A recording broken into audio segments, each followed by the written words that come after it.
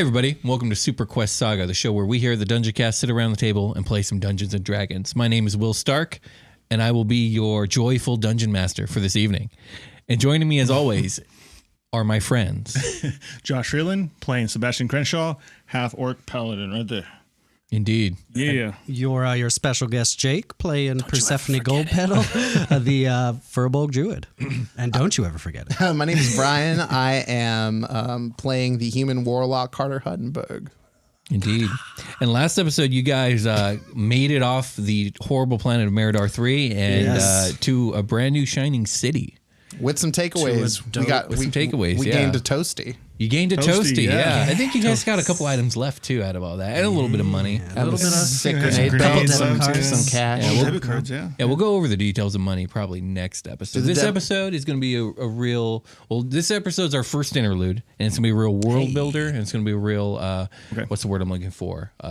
Informational, educational, entertaining, expositional. I think is the word I'm looking for. Okay. But all those as well. Highly sexual, conversational. It's also going to be a time jump. It's also going to be a time jump. We're moving 2 months into the future. Okay, so as long as it's not too big of a time jump. Yeah, we've it's had like 3 years. 3 years later. Yeah, we haven't had enough time jumps in this game so far. 2 months into the future, you guys have acclimated. You guys have learned some new skills. You guys have probably learned to read. I mean, you don't have to have learned to read. But I would recommend it. Definitely. Yes, I learned to read. I spent I took several levels of exhaustion learning to read. Gotcha. A new common. So the groups made Outlaws Horizon their home for the last 2 months, as I just said. The Brunhilde has been docked in an area near the city center that's called Starwind Bay. There it's been undergoing ongoing repairs. That ship got banged the fuck up over the last 8 episodes, and it's taken 2 months, and it's still not at 100%. Hilarious. Same. It's cost Victoria a lot of money, but yeah. So Outlaws Horizon is this enormous domed metropolis, roughly the size of a tiny country. Its current population stands at about 50 million people, and the city is laid out in a disc shape that's divided into 8 different districts. This is why it's called the 8-part city as well. Its official name, Via Nalius, but no one calls it that. Yeah, it's like a cheese pizza. Each of these districts is kind of a city unto itself, and there's also a separate central locality, simply known as Central, and that's kind of where the governance lies and all the political stuff goes on. This place is governed by a Dragonborn individual known as the Marquis. And it's mostly a, I mean, it is a democracy, but it's a little more complicated than that. The city lies inside the territory of the Draconic Star Sovereignty, but it's its own independent city-state, so it's not actually beholden to that nation. It originated as a wealthy mithril mine, but is now widely known for its lavish casino resorts. Oh my God. It's got a bit of a mobster reputation, and also it's known as a pretty infamous intergalactic tax haven. Despite this, Outlaws Horizon has self-sufficient agricultural industry as well as manufacturing, mining, and many exotic marketplaces. Like I said, it's its own little mini country. That's good. I hate taxes. So since you guys have been here, you've been pretty busy acclimating to futuristic society, learning new skills, and getting new looks, perhaps. Do you guys look different? Absolutely. Let's talk about your new duds. My old duds probably got fucking trashed romping around on fucking Jakku or whatever. That's very valid. What do you guys look like these days? Cool as fuck. Yeah. I'll go first since I know. Picture the same old face, which is like an 1800s fellow, but what was it? Killian? We decided Killian what? Yeah, Murphy. Killian Murphy from Batman and Peaky Blinders and stuff like that. My face has like this hollowed kind of features. The way his face kind of looks a little spooky. He's very handsome, and I'm wearing the suit Spike Spiegel wears from Cowboy Bebop, though. So it's kind of like a blue 3-piece, right? I was wearing a 3-piece before-ish, like kind of like a 3-piece, but like maybe a little tiny bit of frill. I hate frill. No frill. A touch of frill. No frill. Fuck okay. that. Fuck the frill. Yeah, and more the same. Like I'm imagining a 3-piece suit, maybe a little disheveled on most days because I'm having trouble sleeping. You are, and we're gonna get to that. And I look like that. I look like I'm having trouble sleeping. Like I'm Okay. getting dressed in the very, or not at all. Maybe I got dressed a few days ago. Fuck Okay. it. Maybe I smell a little bit. Gotcha. What Yeah. about you two? I guess I'll go next. She's forgoed like the braids in her hair basically, so no longer looks like a Disney princess, but has like her hair kind of curled out and froed out a little bit. Oh, nice. And then as for her attire, like how do I explain it? It's like kind of Slim cut. old Victorian Yeah. mixed with like cyberpunk, so it's like a peacoat kind of. Okay. Has like the vest. Cufflinks. Cufflinks, yeah, probably some frill. You've got like a little bit of a tail at the bottom yeah, of a little it. bit of the wow, tail okay. on the peacoat, basically. Gotcha. And then Okay. probably like thigh high, like leather boots. Oh, nice. To go with like the blue pants or black pants. Definitely want it like Han Solo esque. You look pretty fashionable. like it's sounding. color. You're Oh, sounding yeah. pretty fashionable. Oh yes, I have That's pretty cool. pictures, but yes. Alrighty. I think with Sebastian, he's adopted the new armor of the future. So I'm kind of Gotcha. envisioning almost like for those familiar with Destiny, the video game Destiny, kind of like the Titan from Destiny, like the heavy space armor. Cool beans. Yeah. You went full-on full helmet. futuristic. Nice. Taking it to heart, man. Yeah. Just going full futuristic helmet. And actually, it's going to have the old school like Spartan Legionnaire thing on the top, with like the thing nice. sticking up off of the top, kind of like Leonidas. That's rad. Kind of an open face, so it's not fully enclosed. So you can still kind of see his face, so it's still opened up. Yeah, so I nice. don't want it full enclosure. He's accepted more of his orc heritage now. So his tusk that he used to file down, they're growing out again. Okay. So Cool. you can tell he looks different now. And Gotcha. he looks a little rougher too. Oh wow. Shaved the side of his head, kind of starting a little braid in the back too, kind of going more of a almost like a barbaric look almost. Okay, cool. Kind of like Cool a beans. Viking almost, like That's a Viking dope. look to it. Nice. Now you've recently joined a paramilitary group, which we're going to get into, the Iron Legion.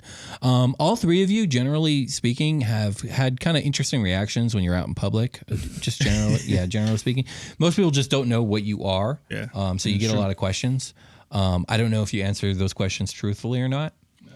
So everyone on this asteroid is like a fucking racist or something. They're No, no. what? I mean, it's not like what are everyone's you? asking. It's just like Curiosity, You know, yeah. people see a lot of species here, so it's not like unusual that like new species kind of show up. But like, you definitely get a couple questions here and there because no one knows what you are, and so some It's like people are going to be like curious. where are you from, buddy? Yeah, exactly.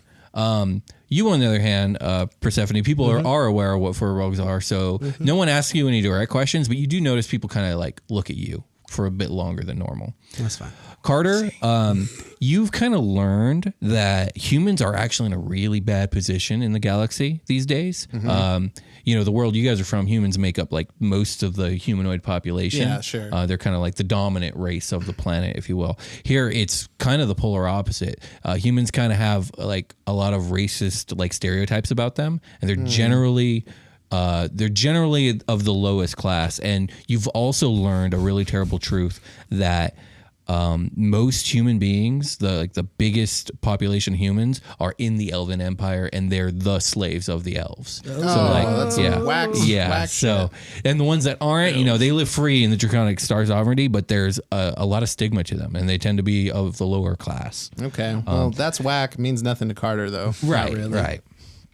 So yeah, let's get back to it. So, we talked about this out of character, and Victoria has actually offered you guys a job. She said that she's willing to hire you onto her crew. Obviously, she's got an opening or two, and she's got a lot of work that needs to be done. So she needs employees out there getting jobs so she can like fix her ship because her ship is like gone to shit.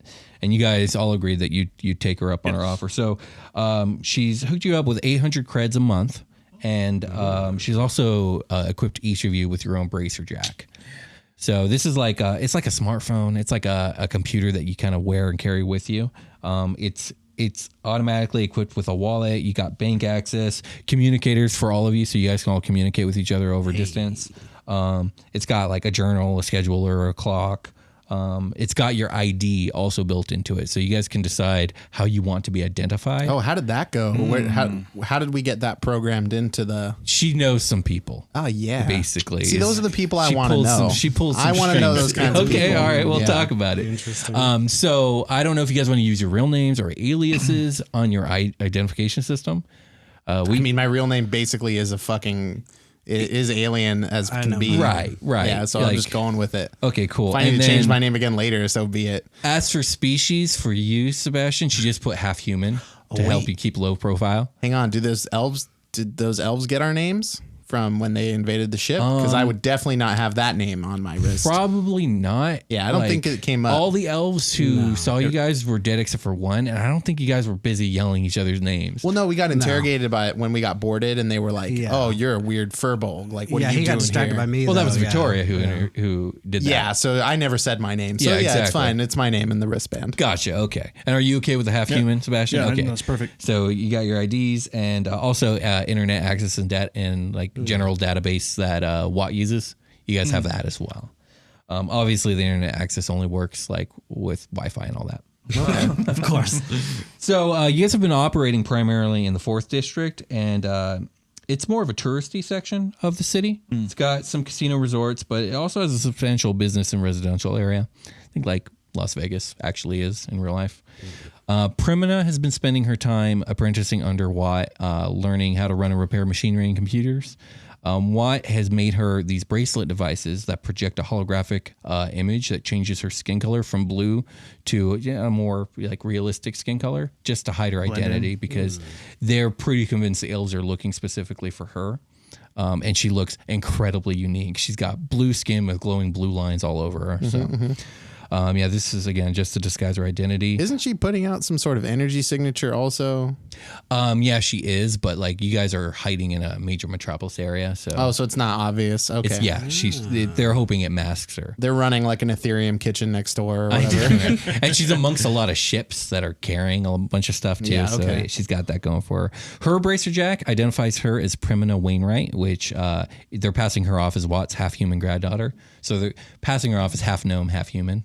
Which makes sense because she's pretty short. She's only 5'2", and she's got the pointed, fate ears and all that stuff. Okay.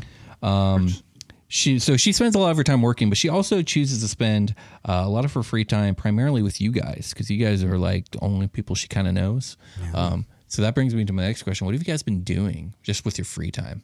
Learning secret handshakes so I can get into seedy places and talk to people. Okay.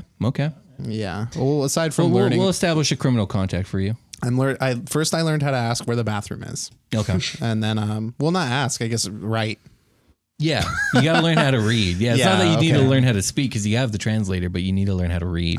Read and write. We got a head start on the ship. That was a fiasco. So yeah, never again. And I probably literally stayed up for like overnight, just like I'm having, getting 2 hours of sleep or whatever, burning through my exhaustion, losing out on strength checks. Oh gosh. Just learning to read. Okay. Learning to read and write. Yeah. And you got it pretty pinned down. Yeah. You're pretty dang literate. It's been like 2 months now. Yeah, it's been 2 months. So I'll probably spend all my free time in my quarters or home or whatever it is doing that. And then I'll do the rest of my free time will be spent trying to establish myself with points of contact and people of use. Okay. So it's been a little difficult for you just kind of being a newcomer to everything, not just the future, but to the city and whatnot. Yeah, cutting my teeth. But you've managed to make a pretty low level criminal contact, a human who lives in the 4th District. His name's Fred Lowe. And basically he's like the lowest level of Fred. of one of the local gangs, which I have failed to name. We'll have to name it later. But the Dread Stars. Yeah, the Dread Stars. We'll call him the Dread Stars. Yeah. He's a low level Dread Star. The Fred Stars. Fred Stars.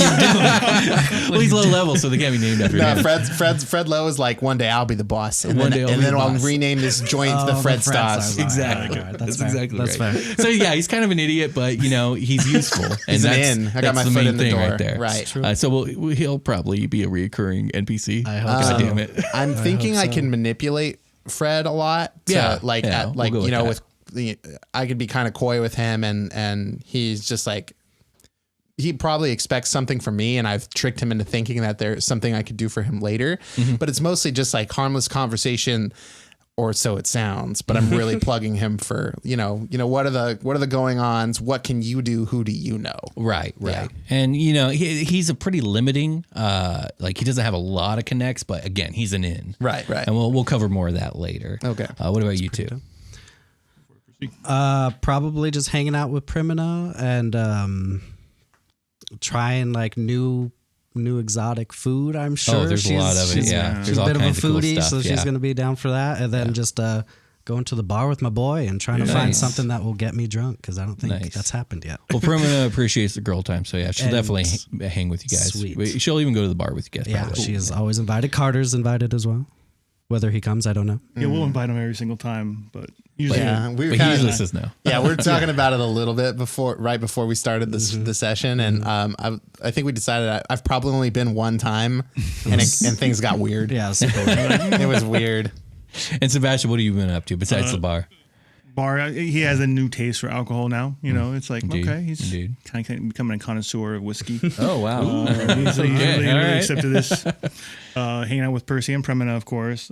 He has been doing a lot of research to find out about his orc heritage. It's really important to him to find out the past and see if there's any hope. Maybe there's still some orc bloodline out there. So in your studying, it's been pretty limited, like on finding anything orc related. Most people have never heard the word orc before. Watt happens to be a very educated person, so he had some information. According to Watt's sources, I mean, we're talking complete annihilation, just absolutely nothing left. But that remains to be seen. Yeah. We shall see as we keep doing research. And of course, as he's trying to learn about the orc heritage, I mean, he's going to be learning about other stuff too, as he's reading up, of course, too. Right. And then he was really intrigued by that dead troll RoboCop thing. Right. So he's cyber troll, the cyber troll. So he's all into cybernetics now. He was really intrigued by that. He thought it was pretty you cool. want to know how does it work? Like how? Gotcha. Yeah, it's pretty cool. And maybe maybe he can slap some stuff onto him too, so he's he's interested in how that whole process works. So Primina's been getting a lot of like engineering and electrical classes with Watt. So we'll say you let your desire for this knowledge kind of known to Primina, and she says that you should come along to the classes. Cool. Yeah. And you Join sit in. Watt has sure. no problem like teaching the basics. Yeah. So on it. We'll say you've been taking classes. Also, we talked about this out of character, but so the audience knows, you, Sebastian, have been spending time with a local paramilitary group called the Iron Legion, which we're going to get into shortly. Percy, you've met kind of a new mentor whose name is Yuma, and we're going to get into her shortly. And Carter, as we said before, you've been having trouble sleeping, which we're also going to get into shortly. Did we go over our new skills? Is that something we're going to do? Yeah, we could talk about it now. I was going to talk about it, like we're going to talk about each of your level ups, but we can talk about it now. So each of you have picked up a new futuristic skill. I've given you a new list. Yeah, Will came up with a bunch of homebrew skills for this game specifically. Yeah. So Sebastian, what is Sebastian picked up? Cybernetics / robotics, and then history. New history.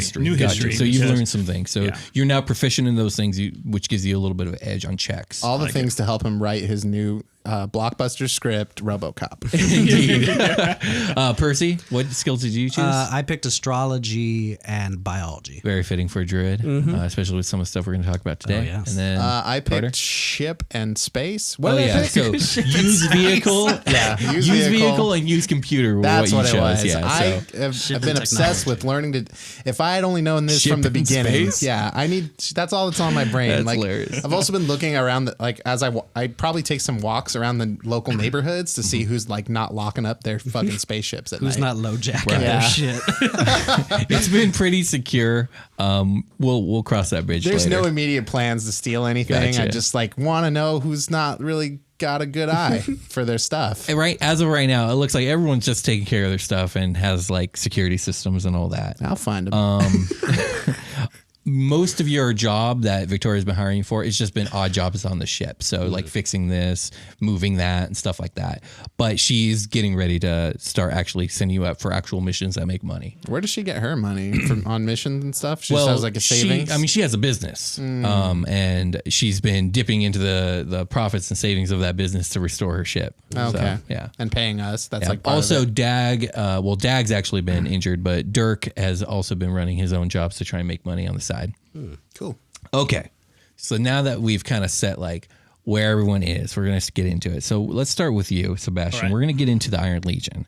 And so after familiarizing yourself with the Book of the Nine Paths, which is the religion that, Indianism, it's the religion that's kind of taken the place of the disappearance of the gods. People believe in these 9 fundamental like ideals that seem to actually have some sort of power in this universe. But yeah, so you've been familiarizing yourself with that. You've ended up deciding on a precept to aspire to, the precept of dominion, which is kind of, it is about like dominating others, but it's about dominating like your life struggles. It's about mastery and skill and stuff like that, and autonomy as well. And you found that there's a small chapter of the Iron Legion, which are followers of Dominion, that have a what's the word? Have a chapter in District 4, and its members have a contract with the Stallern sector of the city, which is a mixed residential business center near the mines, and they act as kind of a private city guard to that community. Okay. And so the Iron Temple is kind of where you've been hanging out and trying to get into this organization. And it's a semi-archaic looking structure of stone and steel. It stands about 3 stories tall and is made up of a worship area, a barracks, a training area, a mess hall, and a few private areas that you are not privy to because you're not a member yet technically. Okay. You're an initiate is what you are. Okay. Yeah, I think that's what you are. Yeah. And clean these toilets, boy. Basically, it's actually been a lot of that, a lot of cleaning and work. Yeah. And this is all volunteer stuff. You've been volunteering for this. It's manned by 30 men, 20 legionnaires, 3 officers, 6 initiates plus you, and the commandant, Captain Davarax. You probably want to write this down. He's going to be semi-important for you. He's a large male dragonborn with a bionic left arm. So right up your alley. The Winter Soldier. I like that. Spooky Barnes. I guess I should say, like, because this city's in the territory of the Draconic Star Sovereignty, Dragonborns make up like 60% of the population. Oh, cool. Yeah. Nice. And they are the ruling class, if you will, as well. You're dope. Where was it? Oh, yeah. So you've managed to become accepted as an initiate, and you've served here for the last month. Initiates are expected to attend the temple 20 hours a week total.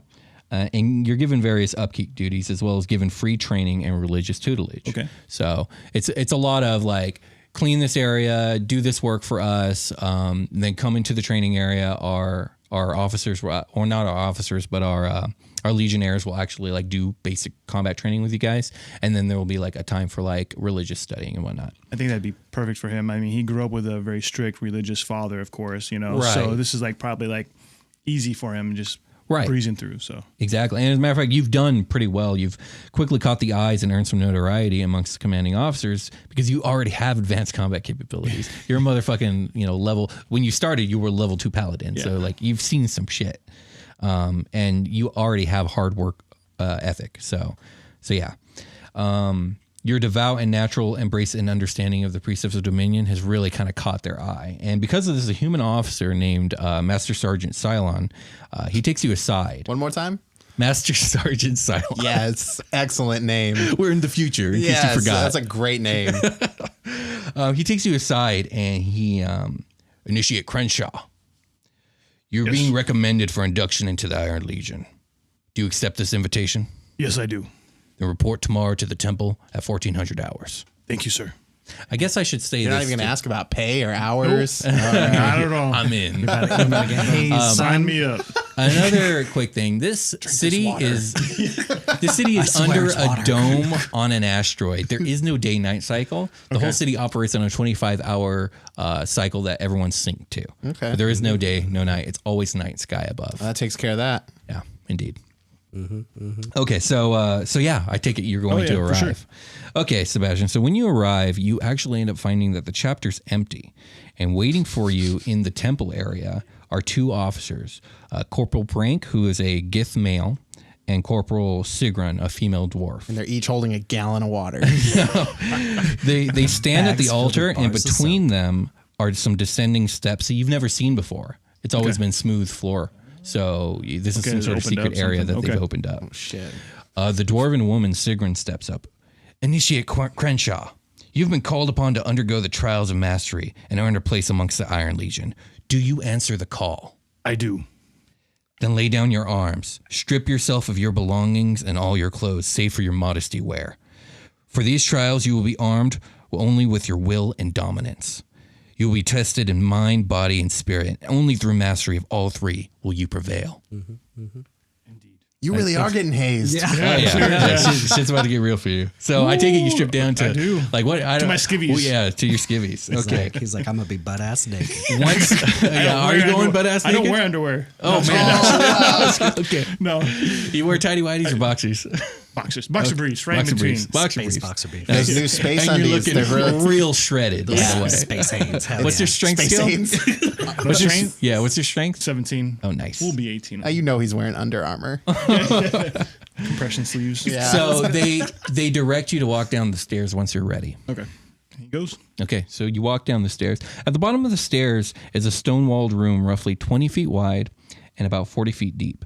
This room is filled with these iron blades that form a nearly impassable wall. They literally like floor to ceiling and at all these different angles. So there's these giant iron blades. Let me see here. A stone inscription actually stands right before the entryway. If you want to call it an entryway into these blades, you can see that there's a path that can be kind of passed, but it's going to be difficult. Do you read the stone inscription? He does, yes. It says, "Those of true mastery, let no drop of blood be spilt." Okay.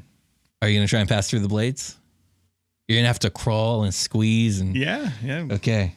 I need a dexterity save for you. I my knew friend. that was going to happen, man. You can bleed as much as you want as long as none of it spills. You're good. Yeah. No. What'd you get? The 2. Oof, my buddy. Yeah. I couldn't see it. But it Okay. was single digits. So Two, you yep. are going to take some damage, and much blood will be spilled. Oh no. Oh, you're not supposed to do I know that. I'm going to die already, man, just in the trials. Because you're just so big and you're just so strong. You have a very difficult time getting through. You end up, you squeeze and you crawl, but it seems like every step of the way you're just bumping Shredded. something. And by the time you get through this bladed wall, you're kind of covered in blood. You take 8 damage. Oh, crap. Okay. Your underwear gone. Yeah. It just Green seems underwear. like as you got cut, you would like flinch away from things that cut you, and you cut hit yourself something else. again, and it just like it compacted on itself. Okay. But you're through. And on the other side, there is a metal doorway. Okay. Approach it. Okay. Do you open it? Reach out. Does it have like a handle on it? Yeah, it has a handle. Okay, Yeah. yeah. I reach out for it. Okay. You open the door, and you are immediately hit by like a wave of like heat from the other side. Okay. Do you walk through? Do I see anything or I just... So through the doorway, you can see that there's another room. This one, again, sweltering with unbearable heat. It's a long corridor, about 45 feet deep, only about 20 feet wide. The right and left side of this room are caged off by these iron bars, behind which are these huge flames that line the entire corridor, leaving only a 5-foot wide walkway to the other side of the room down its center. On the right side of the entryway is a large spherical rock of granite, about 2.5 feet in diameter. Behind it is another stone inscription. Go to the inscription. Okay, the inscription says, true mastery is a great weight to hold. Only the truly strong may bear it, and only the truly disciplined sustain it. Okay, so I guess I'll try to lift the granite rock. Okay, it's a big fucking stone. Give me a strength check. It's a good rhyme. That's a 9. Single Okay. digits. Hold on to that number. Okay. Don't let go. Don't ever let go, Jack. Okay, so you lift the stone and you begin to carry it down the hallway, and you're just hit by just this unbearable wave of heat. And on top of it, it's just heavy, and you're starting to sweat. So you slip and you drop it. Okay. Give me a Constitution save to endure the heat as you lift it again. 4. I'm switching dice. Oh man! Dice jail.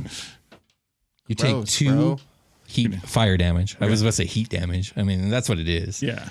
You manage to lift the stone again, but again with that 9, you drop it about halfway. Okay. There. Give me another Constitution save as you're enduring. That's 11. You pass. Woo! But as you're about to get to the final end of the hallway, you drop it a 3rd time. Give me one more Constitution save. He's all slippery because of all the blood and sweat. Yeah.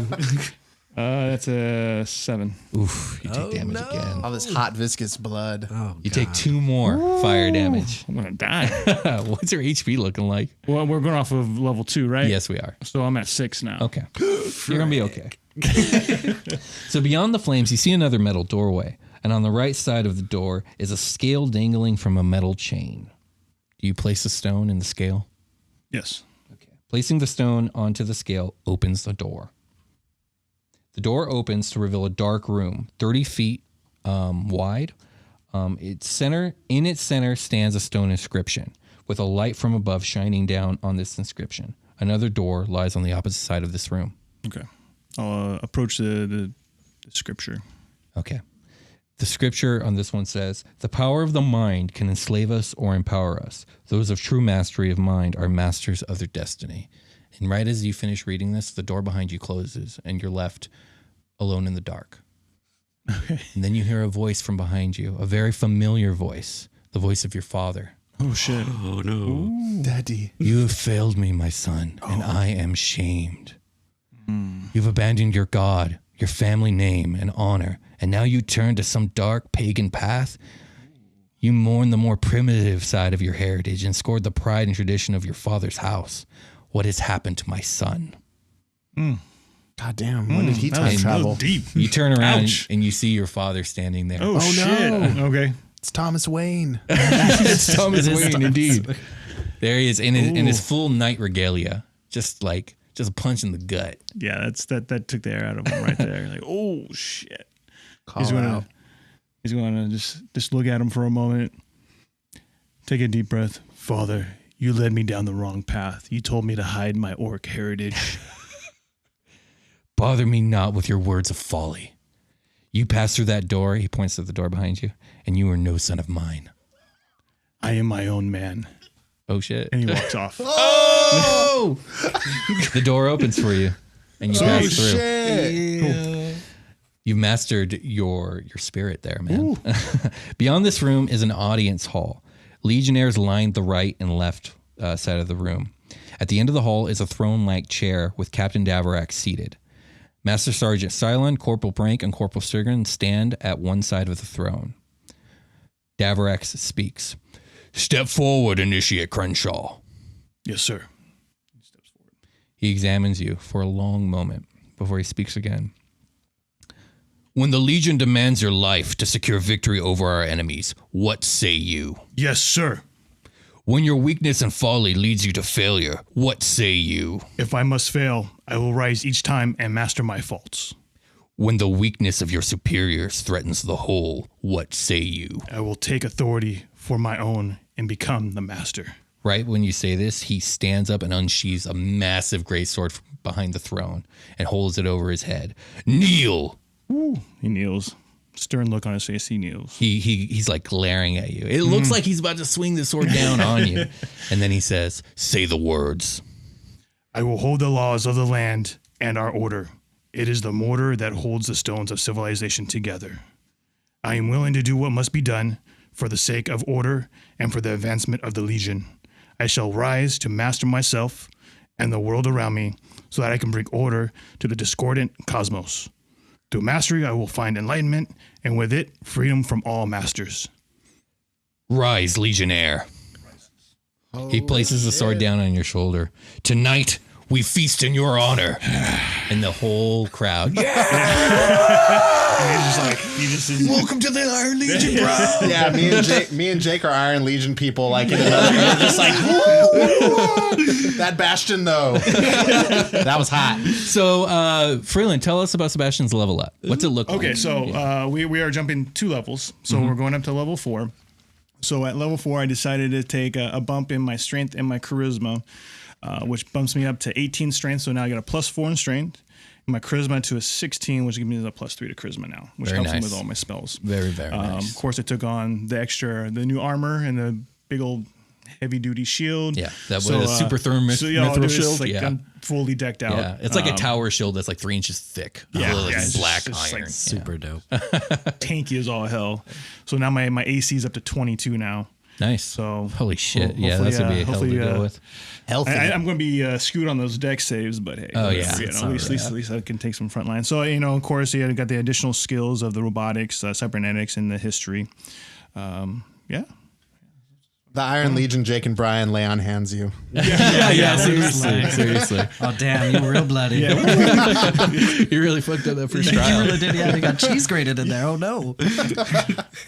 And then and since I joined the Iron Legion, he's going to get the symbol tattooed on his upper arm. Nice. Now, the symbol is like a sword and crown. Yeah. It's kind of like the vague outline of one, and the crown makes the hilt. Perfect. Ooh, yeah. neat. So that's he's going to get that tattooed on his arm. Yeah, that's the symbol not only of the Iron Legion, it's a symbol of Dominion. Perfect. Gotcha. It's for killing, not wearing. Indeed. Okay. Real quick. Freeland, I think you left something out. Oh, yes. Forgot to mention that when I took my oath to the Iron Legion, I took my oath of conquest. Nice. That's a cool one. And it's very fitting, I Yeah. think.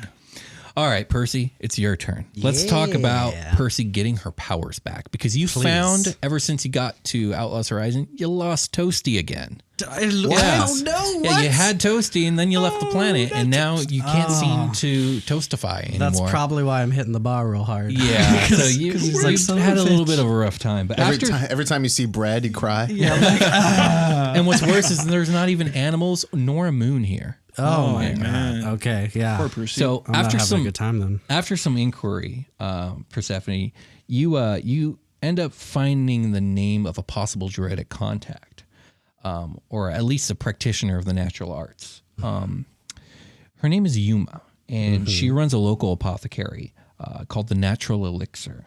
It's the only building in the entire district made of wood, so when you found it, it was kind of like a sight for sore eyes. Ooh. And I kind of wanted to role play real quick, just you meeting Yuma. Sure. So you walk into the Natural Elixir.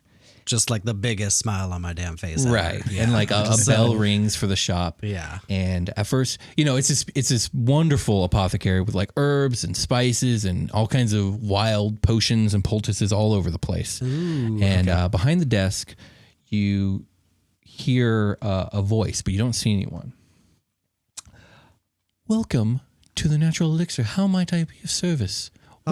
What may we remedy? This is just the best store I've seen on this rock. I mean, I haven't seen wood in a really long time. It's been a while. As you're saying this, a form comes from the back office and out behind the desk, and it's of a species you've never seen in your entire life. It's feminine, and it's a woman for sure. Okay. But this woman she's like a plant-like humanoid. Her skin appears to be made out of smooth wood. Her hair is made out of leaves, and she has a pair of fuzzy antennae rising from her forehead. Her top half is humanoid, but from the waist down, she has an insect-like abdomen with 6 wooden bug legs. She wears robes made from leaves. She's a fucking beetle centaur. It's like a dryad beetle centaur. And then when she sees you, she says, "Oh, a singer. To what do I owe this honor?" What? I don't. What are you? I mean, I hope you don't mind me asking. Have you but never what seen are a you? Wilden? A what-a-ding? Yeah, I'm a Wilden. A wild. I know we're not, exceptionally common, but surely a singer has seen a Wilden before. I'm not from around here. So what brings you to my apothecary, singer? I saw this fine wood and this natural aroma. It just drew me here. I haven't really had much exposure to nature in this desolate place. It's actually why I'm here.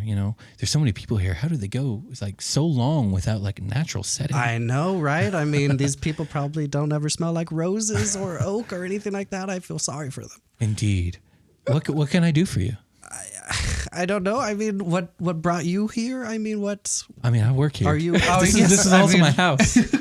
Oh, it's also your house. You made this nice wooden place. Mm-hmm. Oh, I mean, what? Does something ail you?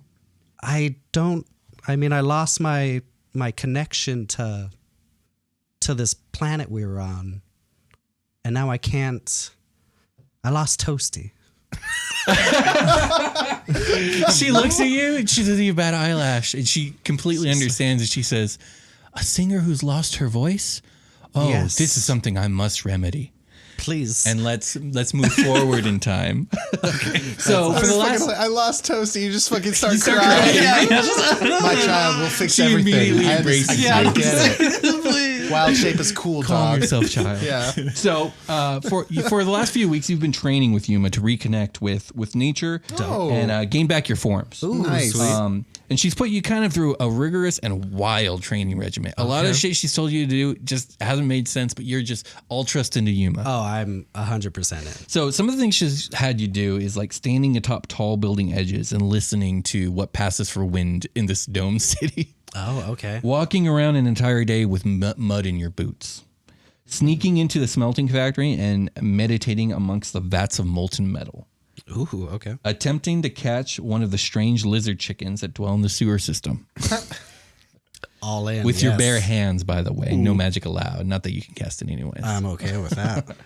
So it's been weeks of this. And you swear like you're not gaining anything from this. But at some point, she says, I think you're ready. Come to my place tonight. All that shit was dumb. I just needed to brew this thing. I was just fucking with you. It was just funny to watch you chase those lizard chickens. I will go, yes. Okay, so when you arrive at the natural elixir, you let yourself into the back door as you were instructed. Inside, you see a small lobby with a side stairway and a long hallway with a bright light at the end. And from down that hallway, you actually hear Yuma's voice, and she says, Percy, dear, is that you? Yes. I'm back here in the sitting room. Enter with an open mind and open heart. Also, take off your shoes. They're filled with mud still. No, they're not. They're super not. No, that was only for one day. Oh, okay. Then yes, I will take them. Okay. They're still filled with mud. You got a yes and, Will. Indeed, yes and. indeed, I did. So the hallway leads to down. You go down the hallway and it leads to a large circular domed room with a blazing bonfire at its center.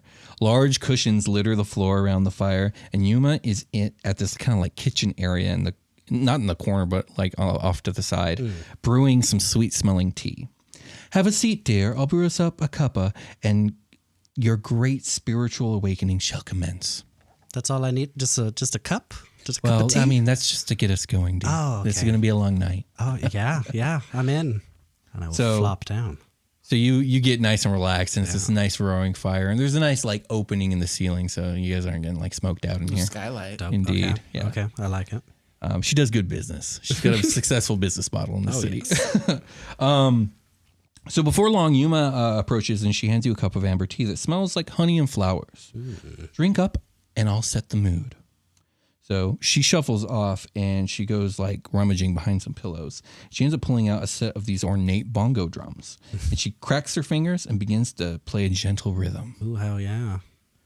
Do you drink your tea? Yes. Okay. So once poison. I poisoned your wine. No, so once Percy finishes her tea, Yuma will stand and say, now strip down to whatever your comfort level is, child, and we shall begin the ceremony with a dance. With a dance. And she begins to move. She begins a more vibrant and lively rhythm and begins to dance around the fire. Hell yeah, that's the shit I like. That's pretty dope. Yeah, she'll just Do you take it join off. her? Yeah. Okay, you guys start dancing, and she's really fucking good at those bongo drums. She's laying down a sick rhythm. Are they like strapped onto her? Yeah, they're strapped onto her. Hell yeah, that's like And Majora's Mask. Yeah, That's dope. that's dope. Goron style. So after a few minutes of dancing, you begin to feel flushed and a little euphoric. You suspect that the tea was not just tea. Oh no. Poison. She poisoned my wine. Do you say anything? Hey, this is some really good tea. You should give me that recipe. Can I buy that here? She goes, oh, that was a powerful hallucinogenic, honey. We're going for a ride. She's gonna be like, And she starts to laugh. And at this moment, her laughter, Where will you be when the acid kicks in? her laughter begins to sound musical and ethereal to you. oh god. All the colors in the room become vibrant. Like I love You got straight drugs. Yeah, like I love that Sebastian got like a Skulls like secret society shit, and like I got fucking roofied, and I'm just like, yeah, Get naked and dance with me. I'm down, do it. Are we tripping tonight, girl? It's Coachella up in this bitch. The colors of the room become vibrant, and the rhythm seems to vibrate to your soul. Ooh. And then the room begins to swirl and spin around you. Reality becomes fluid and then falls away from you. You find yourself falling through an open blue sky. Oh shit. Yuma is falling with you. And all around you, you see giant liquid bubbles that are windows to different worlds falling alongside both of you. It's the multiverse. Below you is a beautiful blue ocean of water that rises to meet you, and you fall deep within its waters. It is cool and refreshing. You don't seem to need to breathe either. That's, handy. That's pretty dope, yeah. As you continue to fall, you pass through a beautiful reef teeming with exotic life. Colorful fish and aquatic life swim past you, and you fall further into the blue. A flock of wild birds sail past you as if they were in the air.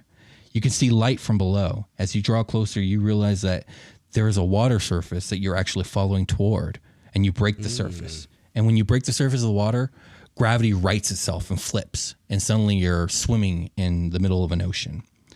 You find yourself treading water on the surface of this vast ocean, and above you is this breathtaking starlit sky. Yuma is treading water beside you and laughing. Oh, jeez. I'm probably laughing also. But for reals though, you need to give me the recipe for this tea. I gotta show the boys this shit.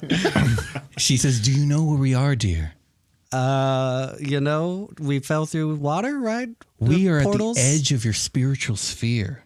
The stars above, those aren't stars. Those are points of life of every living thing in the galaxy. What? Oh, okay. Cool. So you're sitting here trying to absorb all this wild shit. Yeah, awesome. And Yuma's looking at you, and then she looks past you and above into the sky, and she points, and she says, "Look." She approaches. I take it you turn around. Yeah, like super. What approaches? On the horizon, you see a great shimmering light. Rising above the curvature of the horizon, a being so large it takes up a great portion of the sky emerges. Its wings are made of iridescent light. Though it is bird-like in appearance, it is anything but a bird. Its face is a raptor-like mask with piercing glowing eyes. Its neck has a great feathery mane of changing colors. It has reptilian legs with claws and a long tail that tapers off and over the horizon. It hovers over you and looks down upon you. It lowers its face to you so close you can reach out and touch it. Touch that shit. I was thinking of a Do it, Jurassic dear. Park reference. I will touch it, yeah. So you reach out your hand to touch the galactic spirit. Galactic Space Raptor, let's do it. And right when you touch its mighty beak, you are overwhelmed with emotion and energy.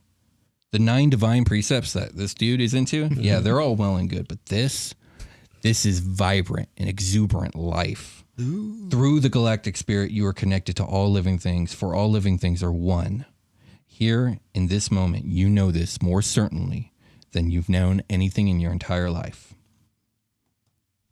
You awaken around a warm and glowing fire in Yuma's sitting room.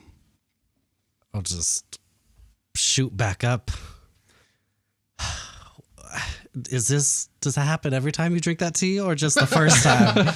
First time's always a kicker. Oh, I bet. She goes, try and transform. Oh, okay. You've This been- is you've in this been area. reconnected. This is. You're good. I'm good. You can do this. Your Ethernet cable was loose. I put it back in the port. It was just like really lightly yeah, out. it was. okay, it looked like okay. it was in, but I pushed it and it went in more. So you should be good now. Toasty. Toasty. You're toasty now. She's called the toast. Yeah. So why don't you tell us a little bit about your level up? Oh, sure. Jake? So pretty much I'm level 4 now. So I got a increase to my B shape, which means I have a swim speed now. Mm-hmm. I also took the bump to my wisdom to make it 19. So I'm at a +4. Got some more HP, got some more spells. And I think that's it. Okay. Yeah, well, you got a new form. You want to talk about your new form? Sure. I didn't know I had. Yeah, you have access to it now. Ooh. Yeah. So, courtesy of the Galactic Spirit. So I got something called the Mizu Fox. Mizu Fox. And it's a small water fox. Do you want me to read the thing that you sent me for its description? Or do you want to describe it? You can either or. You do it. Oh, gosh. I don't have it written down anywhere. Okay, we're doing it. Okay, let me see. Yeah, let me see. I could probably pull it up. We had this conversation via text. Let's see. You got it? It looks like a blue canine-ish creature with blue fish scales for skin, webbed feet, a large fish tail, a fin from the neck to the tail tip, and 2 cheek sacs that expand to shoot out water.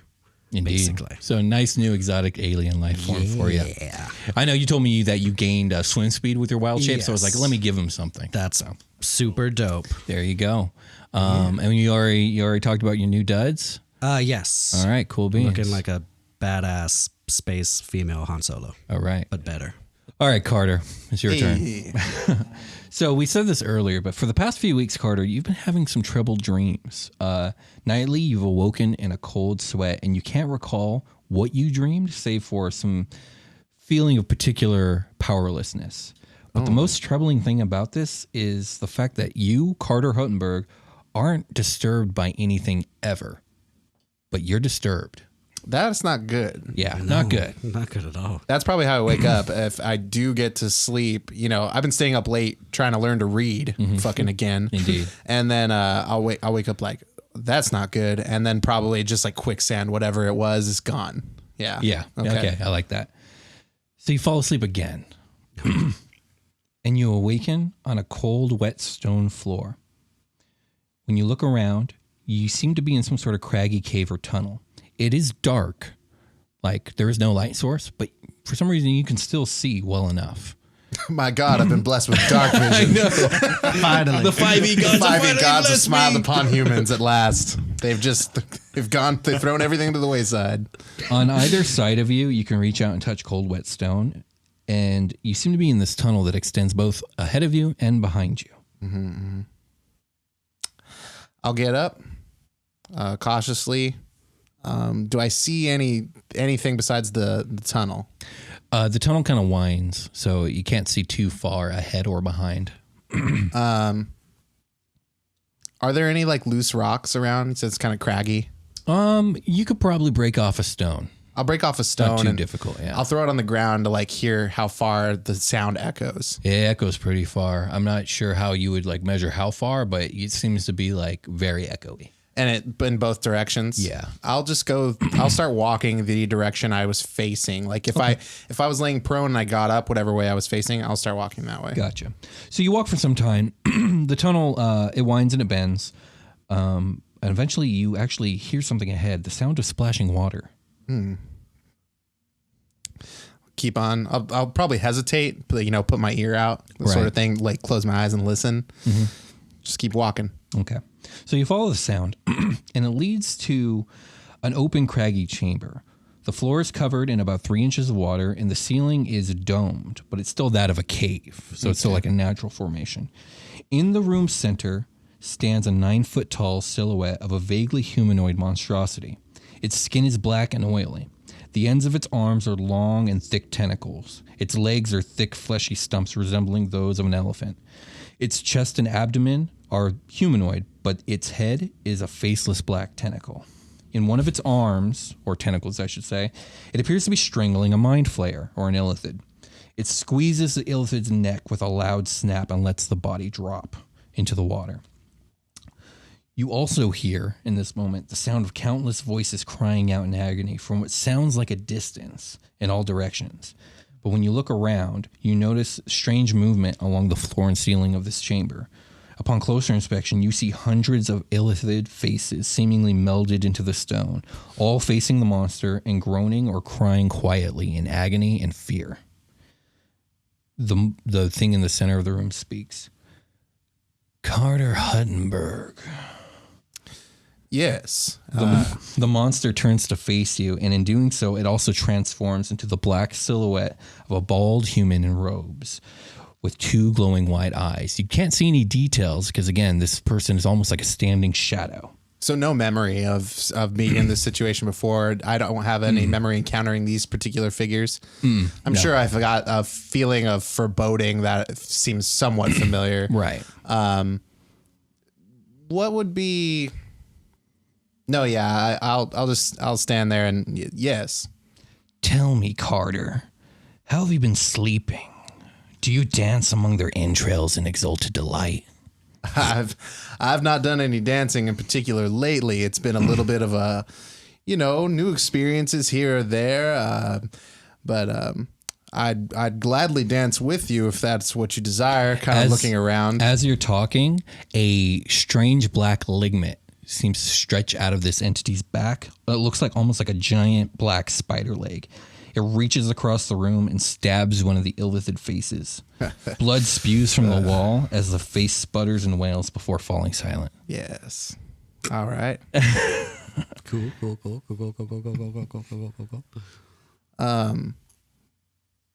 I'm trying to think of what Carter would. Yeah, I knew this was going to be like, fuck, what do I say?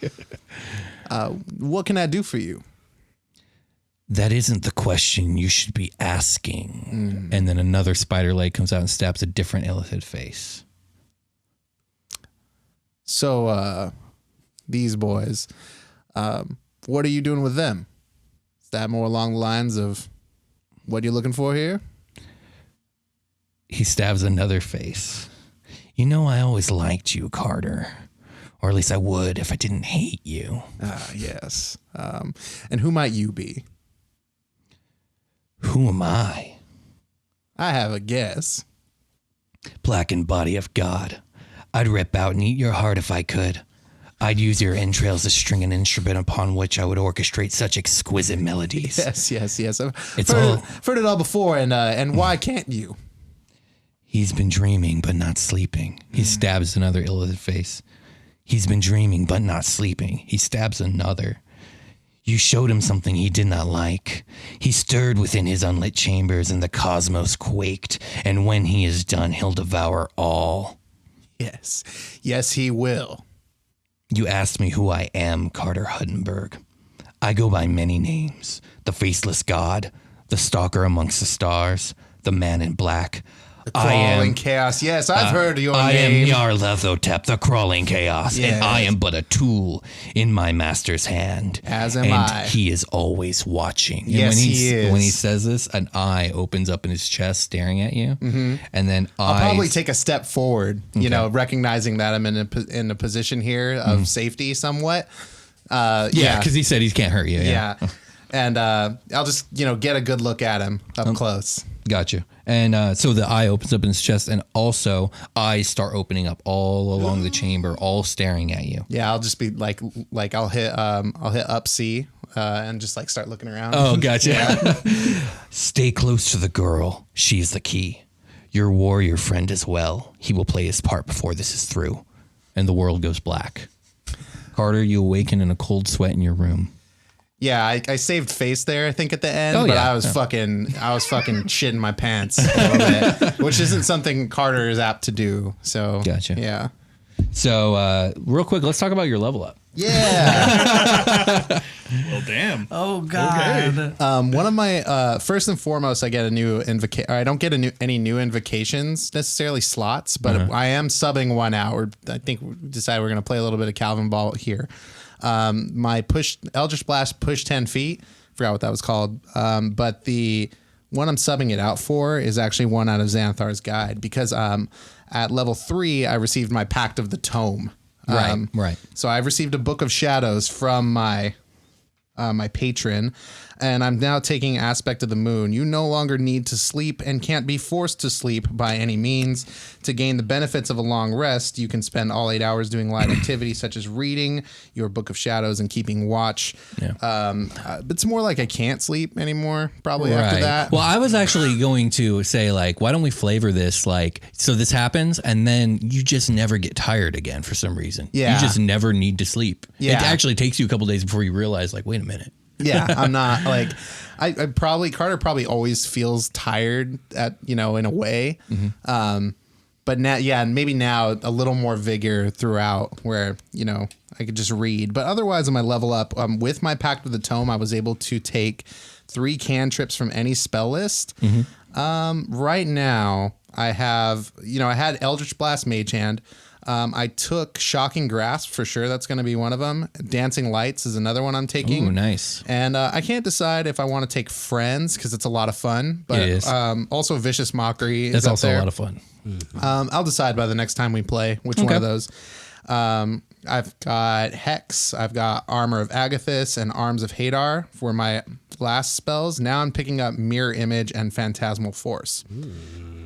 And I'm going to take a +2 to charisma to take my 16 to an 18, taking my +3 to a +4. Nice. What's everyone's HP at this point? I'm up to 37 now. 37? I'm at 30. You're 30? I'm at 19 before my level up. Oh, okay. So You're gonna roll what this is shit it? right now? Is it a D8 for Warlock? It is. Yeah. All right, here we go. 8 plus con. Oh, Yeah. nice. Keeping up with these boys. That was live. You saw it happen. So my con is 3. Yeah. Oh man, that 11. You're tied with the druid now. Yeah. He's like, Yeah, God one damn more it. roll. And he gets to roll one more time. Oh, that's you do? right. Yeah, we went Oh up shoot. Oh my gosh. 4, which is pretty good. So 7. That puts you seven. at 37. Dude, he's visible. You're tied with the paladin, you fucking warlock. Oh, yeah. Okay. I guess that's why I have dump strength, dump wisdom. That would explain it. That's Yeah. hilarious. I wonder why I took con like that. Interesting. Anyway, so yeah, I'm a monster apparently. Yeah, apparently you gain some muscle mass. Yes. While on your stay. Well, with that being said, I think we can call it a game. Next time we will begin the second arc. I wanna keep on Superquest Saga. Peace out.